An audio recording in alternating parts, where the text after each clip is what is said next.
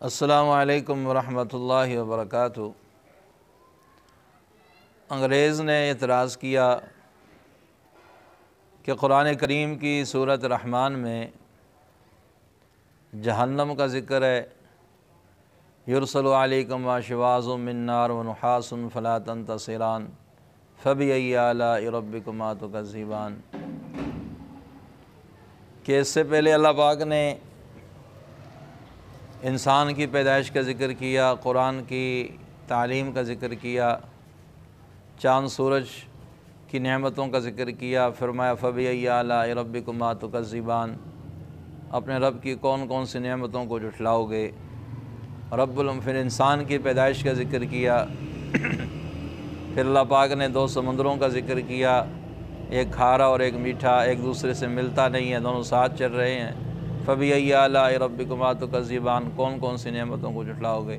تو چلتے چلتے بیچ میں جہنم کا ذکر آیا، اس پر بھی کہا بھی فبأی آلاء ربکما تکذبان، کہ اپنے رب کی کون کون سی نعمتوں کو جھٹلاؤ گے۔ بھی جہنم کا ذکر ہے، جہنم کی بات بتائی، تو کیا یہ بھی نعمت ہے؟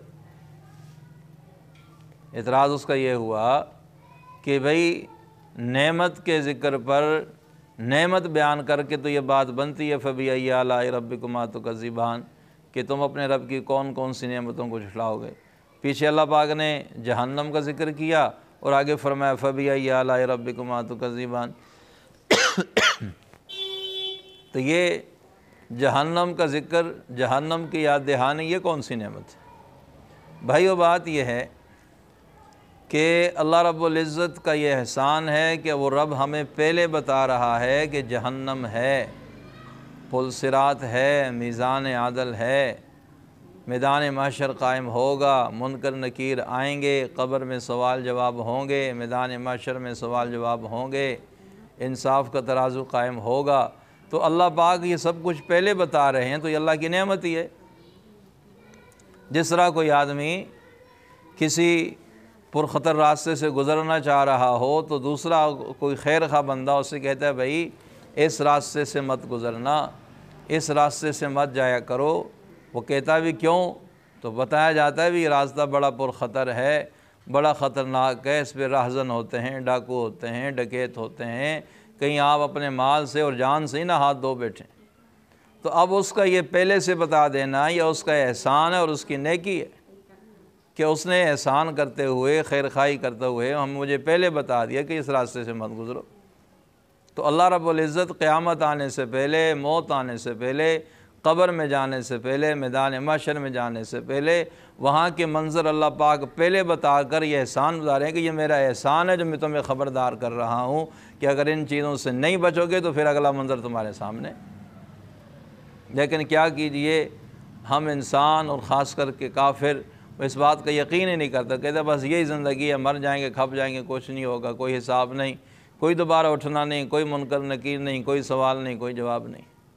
لیکن یہ حقیقت ہے، اللہ رب العزت نے، اللہ پاک کے انبیاء علیہم السلام نے ہمیشہ اپنی امت کو، اللہ نے اپنی مخلوق کو یہ سارے منظر، یہ ساری باتیں، یہ سارے واقعات، یہ سارے حالات پہلے سے بتا دیے کہ ان سے بچتے رہنا، کہیں ایسا نہ ہو کہ تم ان حالات کا سامنا کرنا پڑ جائے۔ تو یہ اللہ پاک کا احسان ہے، اللہ کی نعمت ہے کہ وہ رب ہمیں آنے والے حالات سے پہلے باخبر کر رہا ہے کہ محتاط ہو کر زندگی گزارو۔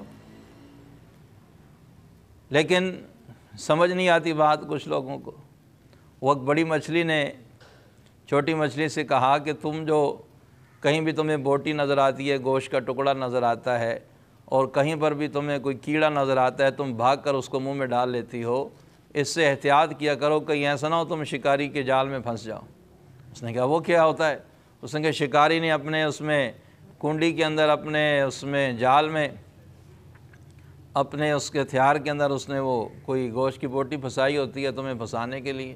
اگر تم نے وہ منہ میں ڈال دی تو تمہارے حلق میں کانٹا پھنس جائے گا، تم حرکت کرو گی، شکاری کو پتہ لگ جائے گا، وہ رسی کھینچے گا، تمہیں پکڑ لے گا، پھر تمہیں ذبح کرے گا، پھر تمہاری بوٹیاں کرے گا، پھر اس کو مرچ مسالہ لگائے گا، پھر اس کو تیل میں بھونے گا، پھر کھائے گا۔ اب وہ چھوٹی مچھلی نے یہ ساری بات سنی، وہ کہ لے یہ کون سی بات، یہ ایسے ڈرامے کرتی ہے، مجھے سمجھاتی ہے، میں نے سارا جہان دیکھا ہے۔ اب اس نے چکر لگانا شروع کر دیے، کئی دن گھومتی پھرتی رہی، اس کے ذہن میں تھا یہیں کہیں شکاری ہوگا، اس کے پاس کنڈی ہوگی، اس کے پاس رسی ہوگی، اس کے پاس بوٹی ہوگی، اس کے پاس تیل ہوگا، وہ بھونے گا مرچ مسالہ۔ اسے کوئی چیز نظر نہیں آئی، کوئی انسان نظر نہیں آیا، کوئی کڑھائی نظر نہیں آیا، کوئی تیل بڑکتا ہوا کوڑتا ہوا تیل نظر نہیں آیا۔ اس نے کہا یہ ایسی باتیں کر رہی ہیں، اس کو کیا پتہ، میں نے تو جہان گھوما ہے، میں تو جہان دیدہ ہوں۔ اب ہوا کیا، ایک دن شکاری نے اپنا جال پھینکا، اپنے کنڈی ڈالی اور اس میں بوٹی ڈالی یا کیڑا جو بھی تھا، اب اس نے منہ میں ڈالا، وہ کانٹے میں اس کے حلق میں پھنس گئی۔ اب جب اس نے کھینچا، اس کو ذبح کیا، اب جب اس کو پکڑ لیا تو اب اسے پچھلی بڑی مچھلی کی بات یاد آنے لگی کہ اس نے مجھے سچ کہا تھا۔ اللہ اکبر کبیرہ۔ میرے عزیزو، یہی منظر قیامت والے دن کافر کہیں گے فرجعنا نعمل صالحا انا موقنون، الہ العالمین ہمیں دوبارہ بھیج دیں، کیوں؟ نیک عمل کریں گے، نماز پڑھیں گے، ایمان لائیں گے، نبی کی بات مانیں گے، سب کچھ کریں گے۔ کیوں بھائی؟ انا موقنون، آج ہمیں یقین آ گیا ہے، آج ہم نے سچ اپنی آنکھوں سے دیکھ لیا، اپنے کانوں سے سن لیا۔